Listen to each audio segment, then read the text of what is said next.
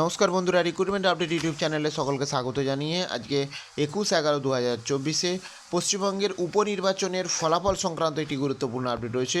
অর্থাৎ পশ্চিমবঙ্গে যে উপনির্বাচন হয়েছে বাই ইলেকশন, সেই বাই ইলেকশনের রেজাল্ট কবে প্রকাশিত হবে বা সেই রেজাল্টের কী প্রস্তুতি নেওয়া হচ্ছে, আসুন এই সংক্রান্ত আপডেট দেখে নিই বিস্তারিত কী রয়েছে। রাজ্যের উপনির্বাচনের ফল প্রকাশের প্রস্তুতি চরমে। আগামী শনিবার রাজ্যের 6 বিধানসভা কেন্দ্রের উপনির্বাচনের ফল ঘোষণা হবে।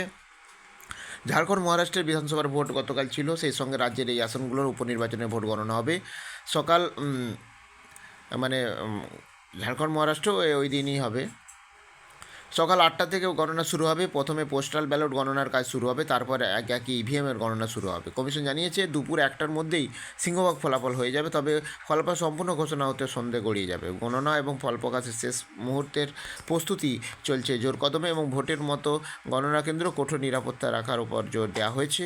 সিতাই বিধানসভা কেন্দ্রে ভোট গণনা হবে দিনহাটা কলেজে, সেখানে 28টি টেবিলে 12 রাউন্ডের ভোট গণনা হবে। মাদারিহাট কেন্দ্রের গণনা হবে আলিপুরদুয়ার ইন্ডোর স্টেডিয়ামে এবং সেখানে 28টি গণনা টেবিলে 9 রাউন্ডে ভোট গণনা হবে। নৈহাটি বিধানসভা উপনির্বাচনের গণনা হবে বঙ্কিমাঞ্জলি স্টেডিয়ামে, সেখানে দুটি গণনা কক্ষে মোট 27টি টেবিলে 10 রাউন্ডের ভোট গণনা করা হবে বলে জানিয়েছে নির্বাচন কমিশন। এবং হাড়োয়া বিধানসভা কেন্দ্রের উপনির্বাচনের গণনা কেন্দ্র হবে হাড়োয়া পিজি স্কুলে, সেখানে 20টি গণনা টেবিলে 14 রাউন্ডের ভোট গণনা হবে এবং মেদিনীপুর কলেজে এই কেন্দ্রের ভোট গণনা হবে।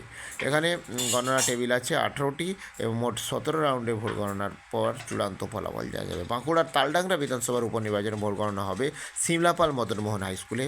24টি টেবিলের 11 নম্বর ভোট গণনা করা হবে, 11টা রাউন্ডের ভোট গণনা করা হবে জানানো হয়েছে। তো সেই ভোটের ফলাফল কী হয় সেই আপডেট আপনার সাথে শেয়ার করবো, সঙ্গে থাকবেন এবং চ্যানেলটা সাবস্ক্রাইব করে নেবেন। ধন্যবাদ।